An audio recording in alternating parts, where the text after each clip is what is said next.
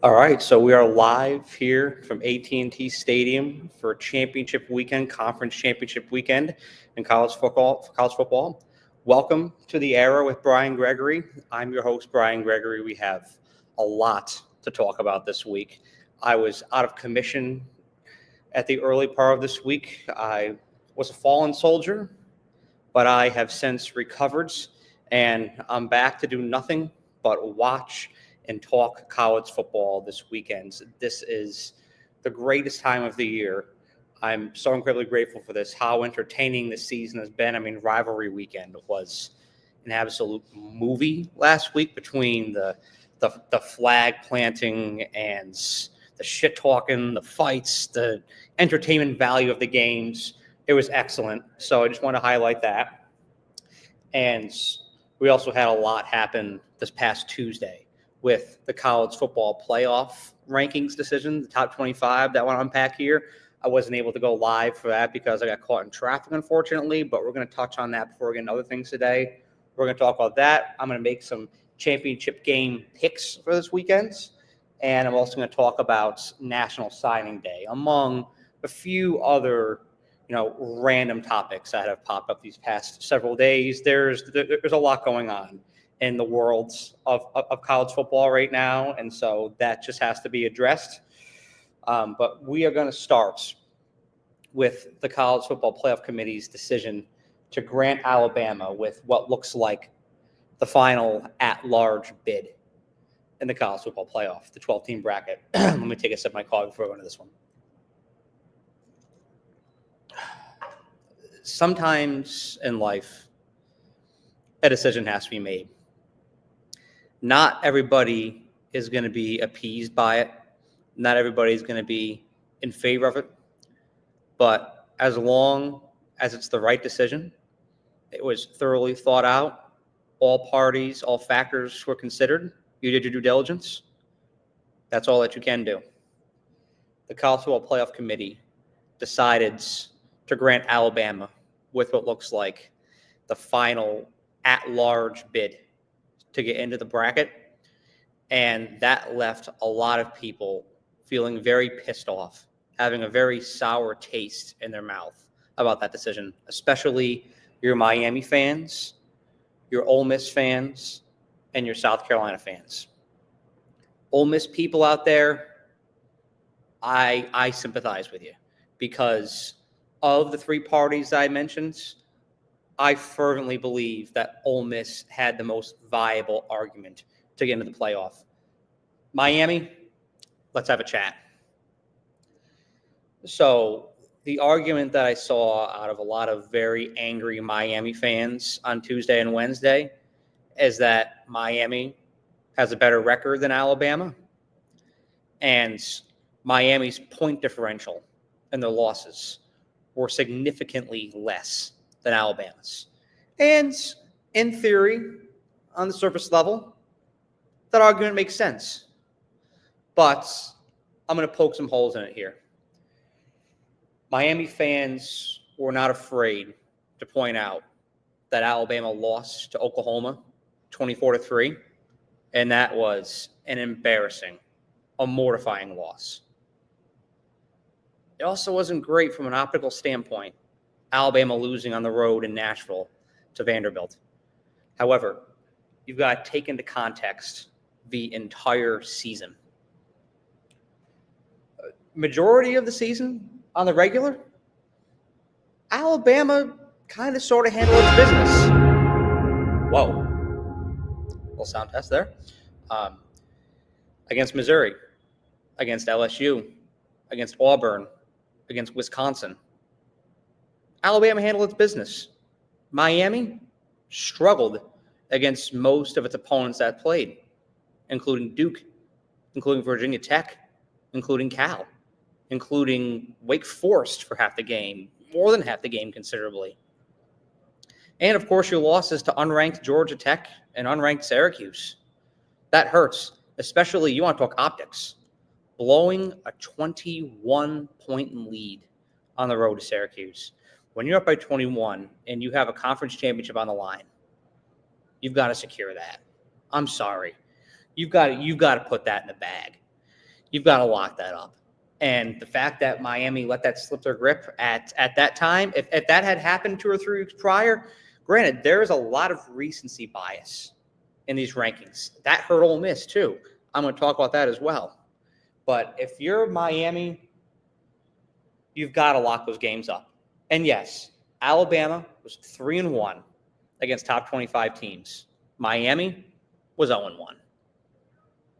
That is a topic of conversation as well. That is a viable reason to put somebody in and leave somebody out. And I know people are going to be pissed off when they get left out, but I also want to say we're arguing about the 11 seed here. So really nobody in this situation is in a position where they should be pissed off because you put yourself there. You lost 2 games. You lost 3 games. You're relying on other teams to get you into the playoff. So if you don't get in, tough shit. That's all I've got to say about that. Whether it's Alabama, whether it's Ole Miss, South Carolina, Miami, if you're in that position, you don't get in, the decision to let you in is predicated on other people's view of you and what other teams around you do this weekend. So whatever happens is going to happen. You put yourself in that position. Don't complain about your situation when you're the one that put you there. South Carolina, I feel bad for the Cox. I really do, because of the 4 teams that were competing for that final at-large bid, I thought South Carolina was the hottest team. I mean, down the stretch, that A&M win, the Clemson win, it looked like things were just really congenializing at the right time for the Cox. Lenore Sellers, freshman, just finding his identity, just gelling, developing as a quarterback. It was so great, so fascinating to see, and I feel like that program is just on the up and up. The thing that really killed them is that they had head-to-head losses to both Ole Miss and Alabama. I firmly believe that if they won just one of those games, South Carolina would be in right now. In Ole Miss, from top to bottom, I think they have the best roster of these 4 remaining teams competing for the at-large bid. And I think they could have done some damage in the college football playoff if they got the right matchups and they got the right momentum at the right time. I feel like their team, when they're at their best, they are a top 3 team in the nation. I've said that repeatedly. But Ole Miss, like a lot of teams in the nation right now, they struggle with consistency. And the recent optics have not been to their advantage. Losing to Florida and then struggling with Mississippi State. It's just not a good look. And of those final teams remaining, they had by far the worst loss at home to Kentucky. People can talk about Bama's loss at Vanderbilt. It's not the same Vanderbilt team as it was in the past. Kentucky missed a bowl game. They got absolutely clowned by Louisville last weekend. Kentucky's not a good team. And Ole Miss lost to them and lost to them at home. You can't have that blemish on your record. It killed them at the end of the day. And I want to say, is Alabama a perfect team? No. Alabama is a very flawed football team.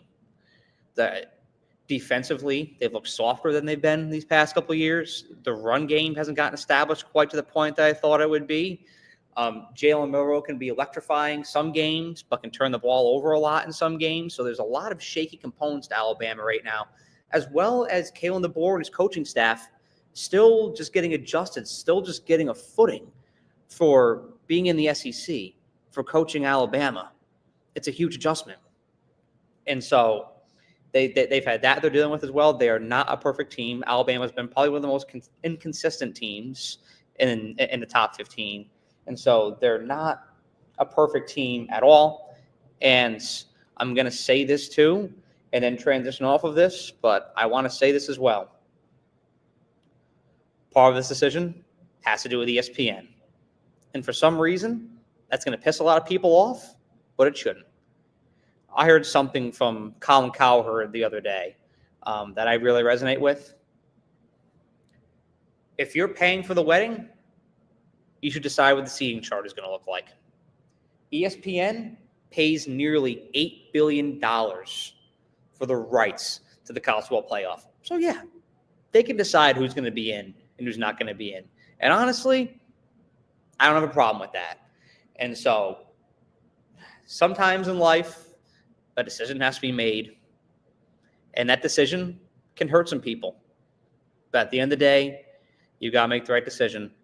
And if you put yourself in the position where you're battling for the final playoff spot, I say this in the NFL all the time too, if you're battling for the 6th seed or the 7th seed and you don't get it, don't cry about it because you put yourself in that predicament. That's all I got to say. Okay, so I want to make some predictions for this weekend. We've got championship weekends starting tonight with Boise State and UNLV. I thought about that game quite a bit. This is a rematch from the one that we saw back in October. Boise State and UNLV were going back and forth. UNLV was controlling the tempo for a lot of that game. Boise State gathered their footing in the second half and won the game. This is a matchup that reminds me a lot of the one that you saw last night between Green Bay and Detroit. Detroit is just a better team. And Green Bay's not that far behind. They're well coached. They're very talented. They're going to give them a great run. But at the end of the day, I think that Boise State is just simply better.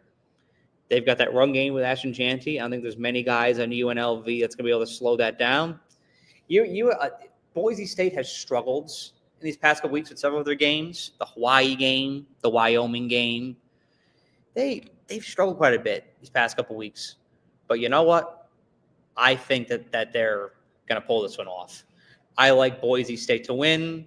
I like them to cover tonight in the Mountain West Championship. I almost fell there. That would have been unbelievable.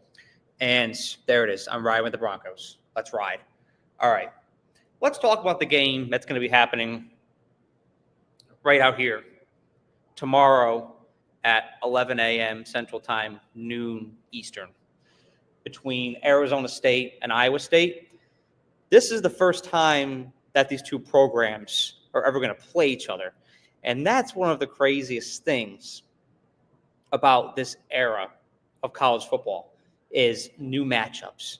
And I really enjoy that. I really value that because you're tapping into layers of college football that haven't been tapped into yet. Arizona State, if you've watched them recently, they are one of the hottest teams, not only in the Big 12, but in college football overall. When I'm looking at these matchups, I like to assess not only how many wins these teams have, but how they won their games. Arizona State recently, they've been dominating. They've been beating the ever-living shit out of their competition. Cam Skattebo, dear God, who's going to stop Cam Skattebo? That guy is an absolute dog. Arizona State, these past 2 weeks, they slaughtered BYU, who was in urgency mode because they were fighting to get that final spot in the Big 12 championship game so that they can come here to Arlington, play in the game, hopefully pull the game off and get into the college football playoff. They were in the first rendition of the college football playoff 12-team bracket this year. They've since been dropped because they've missed the Big 12 championship at the hands of Arizona State. They had urgency in that game in Tempe, and Arizona State still overpowered them. Arizona, the Territorial Cup, a lot of animosity, a huge rivalry. You saw the fight after the game. Arizona State rolled over Arizona. They have looked very impressive. I don't know how you're going to stop that. Iowa State, you look at them, a lot of their games, it's been more so luck. The margins have been a lot tighter for Iowa State. They had that thriller against Kansas State last weekend. Utah, they just barely pulled it off the weekend before against them. And so, unlike Arizona State, Iowa State has really struggled to put opponents away, and they even fell to Texas Tech, and they fell to Kansas. And so we've seen them look vulnerable more often this season than we've seen Arizona State look vulnerable, especially recently. DraftKings has Arizona State at -1.5. You can expect that line to creep up to -3. I like Arizona State to win this game 28-20. There it is. All right. Let's move on to the Big Ten championship between Oregon and Penn State. Oddly enough, and this is a theme that you'll see throughout the show. This is the first time that these two teams have played this year. It's odd how a lot of the best teams in each respective conference in college football, they just haven't played each other this year. It's quite odd. It's quite interesting. I think we should make these schedules a little bit better. Start to trim the bullshit off. We don't need to be playing Mercer. We don't need to be playing Western Michigan and Bowling Green. Just putting that out there. But after one of the most shocking outcomes this season, Michigan beating Ohio State after being north of 20-point favorites.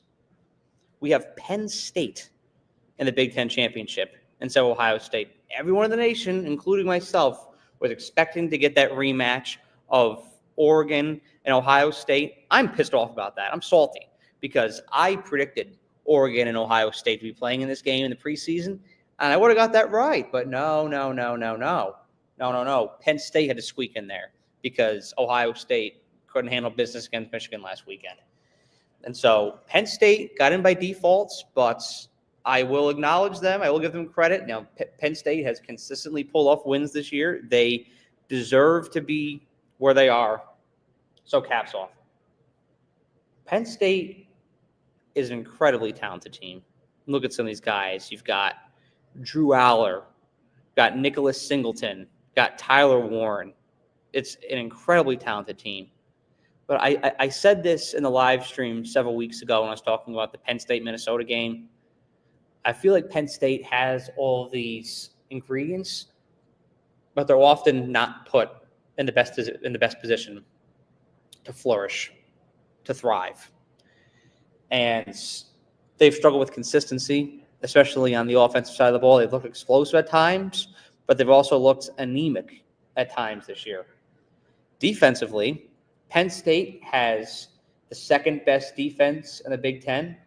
They allow just 14 points per game. So it's suffocating. The rush defense is really good. However, in this game, you've got to consider that they're going up against one of the most electrifying offenses in the nation in Oregon. You've got Dylan Gabriel. You've got Jordan James, who's had a 1,000-yard rushing season.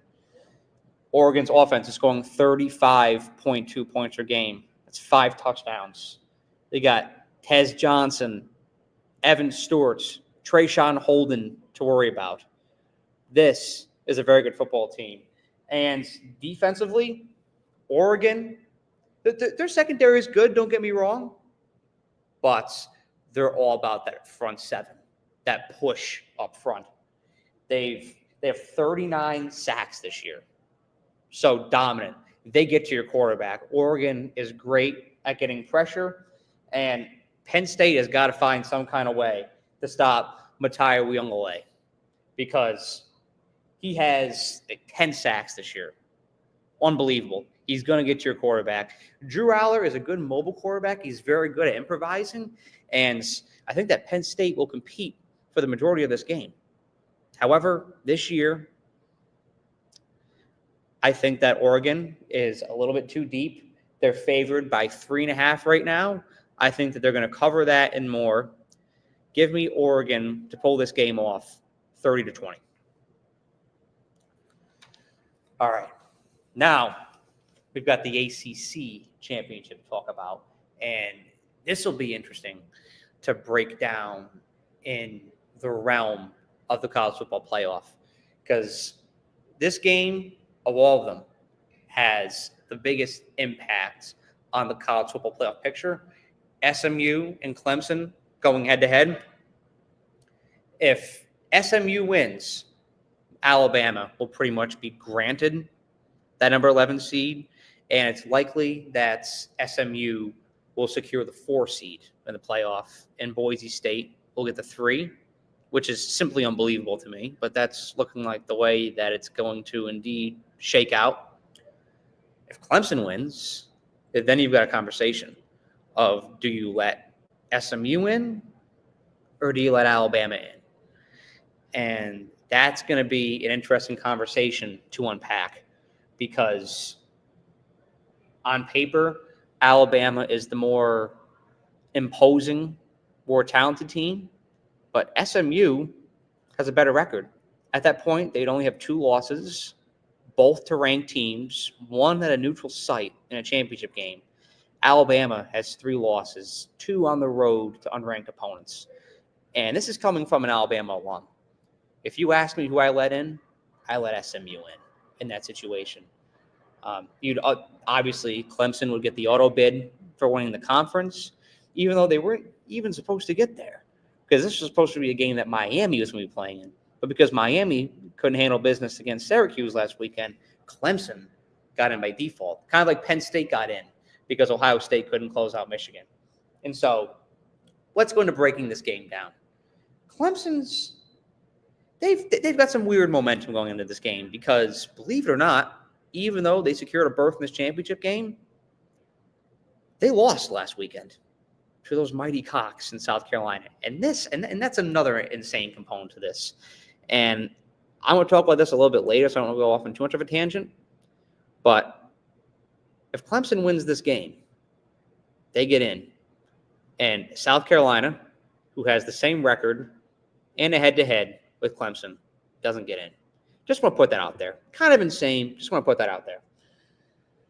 But yeah, Clemson has some weird momentum because they're coming off of a loss going into this game. I will say this.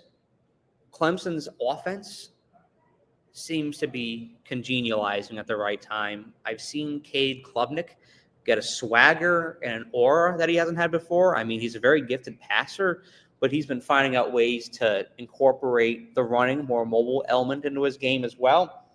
Phil Maffa, Clemson's running back, that guy has been a dog all season long. He's a 1,000-yard rusher. He's brilliant. And then Antonio Williams and Bryant Wesco, Clemson's receivers. Over these past several weeks, they've been getting into more and more of a rhythm themselves as well. And so caps off to them. Also, I want to shout out Zeke Wager, Joseph Chapa, and Alex Chasen for shouting me out. Those are my guys, as always. Really appreciate you. Defensively, Clemson's been solid. But I want to point out that they've been a lot better at stopping the passing game than they have been stopping the run game. What does SMU specialize in? You guessed right, the run game. SMU, believe it or not, in their first year in the conference, they are undefeated in ACC play. And that's been another theme this year. You see Oregon, Texas, SMU, Arizona State. First year in a new conference. They're in their championship game. They're dominating. It's just pretty cool to see. SMU has been virtually unstoppable, especially on the offensive side of the ball. After making the switch from Preston Stone to Kevin Jennings. Kevin Jennings is a huge mobile threat, but he also has great touch with his passes. They're very accurate. He makes a lot of really good reads. For a freshman, does make a lot of bad decisions. I mean, the Duke game wasn't great, and you've seen times this year where he's been a little bit wonky, a little bit inconsistent. But on the regular, for a freshman, Kevin Jennings, great poise, great delivery, great command of his offense. And you're seeing that a lot in college football right now with these freshmen. You look around, you see guys like Lenora Sellers, Marcel Reed out there doing the same thing. Just these young guys that are ballers. Trust me, NFL, this quarterback class may not be great this year, but there's some dogs coming. He's got over 2,700 passing yards this season. Just got to shout that out. That's amazing. SMU, like I said, they're typically more of a run-heavy team, which gives them a huge matchup advantage over Clemson as they struggle more stopping the run as they do stopping the pass. Their running back, Rashad Smith, he is a 1,000-yard rusher. Good luck stopping him tomorrow, and I expect him to absolutely eat up. Defensively, SMU seems to improve each and every single week, and I firmly believe that they'll deliver tomorrow. SMU's favored to win, point spread is 2.5, and I like the Mustangs to cover. All right. Let's talk about the conference game, the conference championship game for, yes, I said it, the best conference in college football. Love it or hate it, the SEC. We got Georgia and Texas in a rematch after Georgia demolished Texas in Austin about a month and a half ago. And there's already some hastiness going into this game. There's already some bitterness, which I like. I mean, you have this dynamic here where Georgia is an OG SEC team. They're in the Southeast, whereas this is Texas's first year in the SEC. I think that the general consensus down here in the world of the SEC is that you don't want to see Texas win. You don't want to see them come into the conference in their first year and pull off. That would be a huge statement, and it would be kind of defeating for every other SEC team because the SEC prides itself in the pedigree of its competition and its members. I'm going to say this about Georgia. The way that they're wired through the guidance of Kirby Smart and the culture that he's fortified in Athens, when they get embarrassed in a game, they come back with a fury. They play better than they ever have. They play angry. They play complete. They play consistent. And I think you're going to see that tomorrow. And I say that because their game against Georgia Tech last Friday, that was embarrassing. That was mortifying for Georgia. Yes, did they pull it off at home? Absolutely. Was the game electrifying, entertaining for a fan like myself? Yes. 8 overtimes? You can't ask for much more on the Friday of Thanksgiving. That's just fantastic. But if you're a Georgia fan, a Georgia player, that's embarrassing. Because at home, you're supposed to win that game at multiple possessions. Not only did Georgia Tech take it overtime, they were up by 17 in your house at halftime. And yes, there's significance to this. I know a lot of people like to overlook Georgia and Georgia Tech because the rivalry hasn't been, as attractive, as sexy as it's been in past years. It's still clean, old-fashioned hate. It's still Georgia Tech. And if you're a real college football fan, you understand the significance of that. An in-state rivalry like that, it's bitter. It's marked with history, the rivalry between these two teams. And so when you have Georgia Tech come into your building as Georgia, the Yellow Jackets are up 17-0 you in halftime. That is mortifying. That's a bitter pill to swallow. And no matter what the result is, that moment, like a sip of coffee, it's going to leave an aftertaste. It's going to leave a bitter taste in your mouth if you're Georgia. You're going to remember that moment. It's going to stick with you, especially in a prove-it game like the game against Texas tomorrow. Georgia got embarrassed in Tuscaloosa. Granted, they almost pulled the game off, yes, but they were down 28-0 in the first half. That's embarrassing. If you're a team that has the standard of Georgia, being in that kind of predicament alone is embarrassing, and it sits with you. How did Georgia respond to that? Oh, yeah. They beat Auburn, but then they dismantled Texas and Austin. It's funny. We've got the same matchup this weekend, going up against Texas and Atlanta on their home turf this time. Georgia is not only going to be prepared for this, their mentality, they're going to be very angry, and they're going to be ready to prove a point.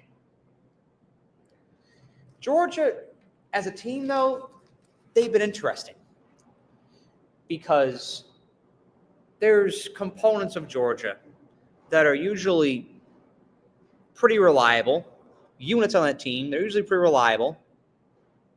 That just simply haven't been their run game. It's been on the bottom percentile of college football, not the SEC, but college football overall. Their rushing defense has been underperforming. And yes, compared to what the expectation was, Carson Beck hasn't really lived up to it this year either. A lot more turnovers than expected. And so that's got to be part of the game plan tomorrow. Got to have a good, clean game of Carson Beck. It's got to limit turnovers. You got to have a big game of Dominic Leavitt. Big game out of Oscar Delp. You need that for Georgia. Texas, when they're locked in and they're rolling and they're full force ahead, Texas is one of the best teams in college football. And when they're maximizing their potential, they have the capability of winning a national championship. Absolutely, hands down, they're one of my favorites. They're deep. They're imposing on defense. They can be explosive on offense. They had depth issues in the running back room, but they overcame it as they've overcome challenge after challenge after challenge this year. It has not been a perfect year for Texas. Yeah, they may be 11-1. They may be as seamless can be this year, right? Because there hasn't been barely any perfection outside of Oregon. So they've been as unscathed as you can possibly be in a college football season like this where there's a lot of chaos. There's also times where Texas just looks kind of wonky. I'm not going to lie. They do sometimes. They look out of sorts, out of rhythm, inconsistent, can't really get anything going on offense. You know, you saw that happen against Arkansas. You saw that happen against Georgia when they played.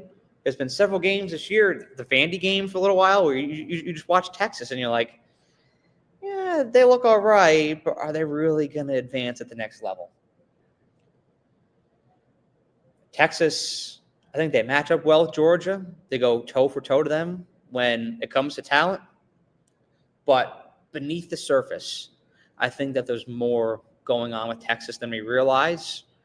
I think that quarterback controversy with Quinn Ewers and Arch Manning is a little bit deeper than a lot of us realize, because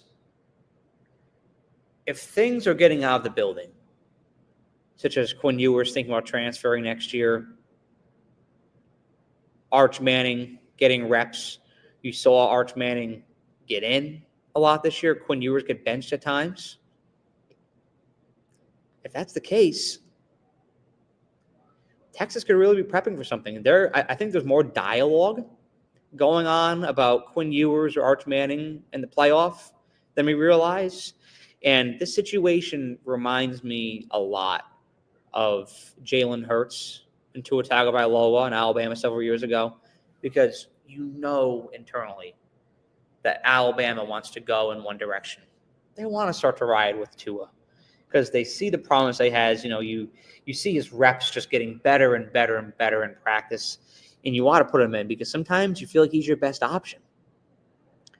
But then, because of seniority, because of respect and of a gesture, you want to ride with Jalen Hurts or you want to ride with Quinn Ewers because he's earned the spot. He's won the team over. But everybody knows what direction you're starting to lean in. And so it can create kind of an uncomfortable dynamic because you know what the reality is going to be. You know what direction they're going to go in. And I say that because you saw that in the national championship with Alabama and Georgia. Alabama is just a clunky. They looked tight because they knew that there was a weird internal dynamic. And I think you've kind of seen that with Texas too. When they played Arkansas, when they played Kentucky. You know, they even struggled to get going a lot against A&M last weekend. A&M spoon-fed Texas a lot of momentum in that game by their own mistakes. Texas did not have a flawless game this last Saturday at all. They've looked kind of tight. I think that's because there's a weird internal dynamic. When you know as an organization that you want to go one way, but you're still sticking with another direction, out of courtesy, essentially, it can create a weird, uncomfortable dynamic. And I think that exists beneath the surface for Texas right now. We also don't know if Jaden Blue will be ready for tomorrow. This is one of Texas running backs, lower on the depth chart, that has really flourished this year after getting his chance after that running back room got as beat up as it did. Texas, I feel like it's going to look very similar to the last time we saw these teams play. I think Texas will be tight. You could see some turnovers of Quinn Ewers, but you could also see some of Carson Beck. I think this will be a very imperfect, sloppy-looking game again. Texas is favored by 2.5 to win this game. However, I like the Dogs to win in Atlanta. I'm taking Georgia to win this game by the score of 27-21. Give me Georgia. All right. Let's segue into National Signing Day. It happened this past Wednesday. I wanted to do a little special on it, but I was really down for the count, so I didn't get to that. I want to talk some winners and losers because there were some pretty clear winners and some pretty clear losers out of this day. I've got my little notebook here in front of me. I'm going to go winner, loser, winner, loser. That's the way I'm going to operate here. I would say, arguably, your biggest winner coming off National Signing Day on Wednesday was the Oregon Ducks. Dan Lanning is truly building something special right now in Eugene. It's an absolute machine that he's constructing. The culture that he's ingraining there, I firmly believe, is going to power this team to a national championship at some point. But he's also pairing that culture with unrivaled depth of talent. Listen to what Oregon did. They flipped 5-star Naheem Offord from Ohio State. That was fantastic. Being able to steal somebody from an in-conference rival, the conference rival that's, outside Michigan these past couple of years, has pretty much run the table in the Big Ten. That's a massive statement. That sends shockwaves throughout the Big Ten and throughout Columbus, Ohio, and Eugene, Oregon. They also flipped 4-star quarterback Jerron Keenan. That name is something. Saga Potultele. My man Enzo Cuenca can probably help me correct the way I said that. I can show it to him on Monday. He's great decoding long last names, but they got him from Cal, 4-star quarterback. Another huge flip on the Pacific Coast for Oregon. 4 5-stars and 16 4-stars for the Ducks in this year's go-arounds and the 2025 cycle for recruiting for the Ducks. This is massive. They're in the top 10 on the 24/7 sports composite recruiting rankings. Caps off to Oregon. Dan Lanning is doing a fantastic job of constructing depth in Eugene that's going to last for years and fortifying it with a culture that's going to guide them to a championship. And I stand on that. Texas, it goes without saying. They had the number 1 overall class this year, 2025, after National Signing Day got done. 5 5-stars for the Longhorns. And it's funny that I mentioned Oregon before I mentioned Texas because I feel like both of these teams are kind of moving symbiotically. They're kind of moving in step in the same direction. They start at a very similar place, and they're building in a very similar direction. They both have a very positive trajectory. It takes time. You need to be patient for these programs, but you've got to let develop. It took Texas several years with Steve Sarkisian to build a good foundation and then get Texas built to the level to where they can compete for a championship, secure a playoff berth spot. It happened for them last year. It's going to happen for them again this year. And they're building a roster that's going to inevitably last for years. Oregon, Dan Lanning, they're doing the same thing right now. They've got a head coach that has a fantastic vision for a culture and a roster that's going to help the program sustain success and excellence for years. They're in the same position. Texas, let's get back to them. 5 5-stars, 14 4-stars. Some of the names headlining this class: safety Jonah Williams, defensive lineman Justice Terry, wide receiver Kalik Lockett from Saxe High School right by Garland. That was a huge pickup for the Longhorns. They're very much building in the right direction. I kind of went off track there. I said that I would go win a loser. I just did 2 winners, so let's do 2 losers here, then end with a winner and a loser. A loser out of National Signing Day and just recruiting overall this year is the Oklahoma Sooners. They lost commitments in both Marcus Harris and Cortez Mills. That was a massive blow for the Sooners. Also, Jackson Arnold hopped in the transfer portal the other day, in which that kind of disheartened me because I think that Jackson Arnold, unlike some of the quarterbacks that jumped in the transfer portal, I think Jackson Arnold has a high ceiling. And I want to see him land with the right program because I firmly believe that he can be developed into one of the top quarterbacks in college football. I think Oklahoma had the resources in place. I don't know what's going on there internally right now, but you're seeing a lot of turnover. You're seeing a lot of dropped commitments, and you're seeing a lot of guys jump in the transfer portal. That's never a good sign of what's happening inside the building. So Jackson Arnold is transferring, and you also saw Nick Anderson jump in the portal yesterday. It's not good news for the Sooners. And the number 16 on the 24/7 Sports recruiting composite rankings for the class of 2025. You look at that, if you're most programs, like, 16 in the nation, that's pretty good. For Oklahoma's lofty standards, it most certainly is not. This is a perennial program, and being number 16 on that list and pairing that with a negative trajectory, that's just not up to snuff for Clemson, or for Oklahoma, forgive me. We're going to talk about Clemson right now because they're another loser. And this year's National Signing Day, it's funny because recruiting is supposed to be Dabo Swinney's wheelhouse. It's been for years. He has been brilliant at recruiting. Not this year, as Clemson actually tumbled out of the top 25, not the top 10. The people in Clemson were alarmed when they dropped out of the top 10 recruiting. No, they have dropped out of the top 25 on the 24/7 Sports recruiting composite rankings list. That's alarming because that's supposed to be Clemson's strong suit, and Clemson as a program famously does not use the transfer portal and NIL that much, and so they rely very much on these high school recruits and on development and on internal operation.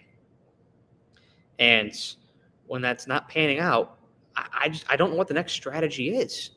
Like, I don't know what the vision here. If recruiting is not working out, I don't know what the vision is. They only have 15 signees total.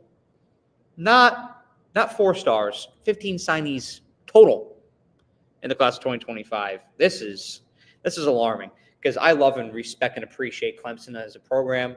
You know, in high school, I grew up with them, like knowing them as a perennial powerhouse, kind of holding them in Oklahoma to a level as like they're the gold standard in college football. And so to see them in this vulnerable state, to me as a college football fan, is just very weird. I hope things can improve on both fronts there. Texas A&M. This is a winner on National Signing Day. A buzzer-beating signing of both Jerome Miles and Lamont Rogers. That was huge for the Aggies. They have a staggering 18 4-stars. Bump them up. They're 8th on the 24/7 list right now. 2 5-stars. That's pretty good. Which indicates that Mike Elko is rolling over the same recruiting standard that was there with Jimbo Fisher. Love him or hate him, Jimbo Fisher was very good at recruiting. And it shows that A&M is going to start to establish a balance here.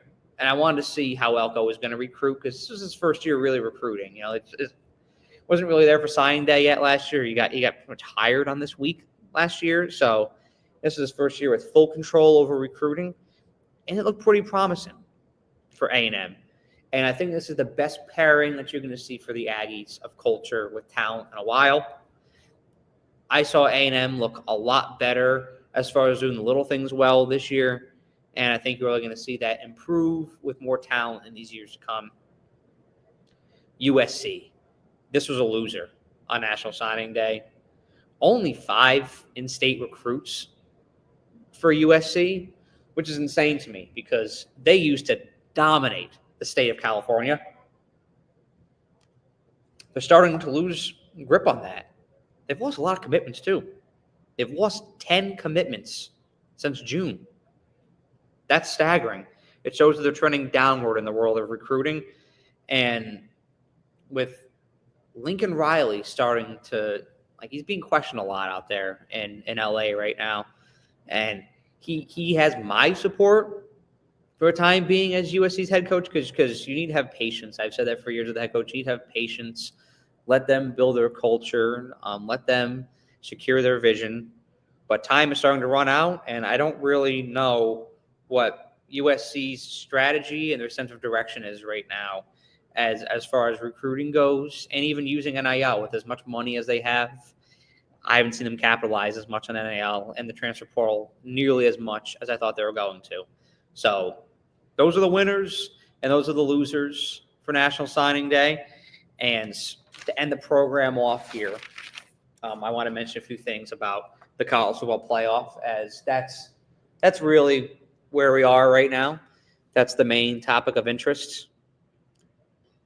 The SEC championship, winner and loser, they're going to get in. Same with the Big Ten, Oregon, Penn State, they both get in.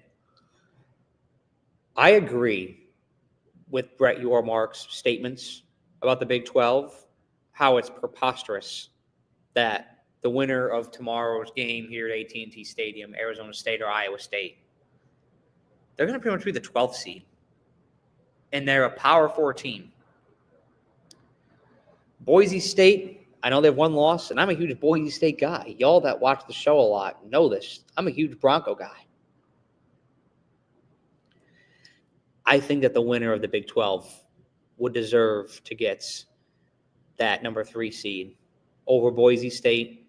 But what you saw on Tuesday is pretty much what you're going to get, because the rankings, the top 25, the 12-team playoff that was released on Tuesday, pretty much shows it's a good gauge on how the College Football Playoff Committee thinks about every team right now.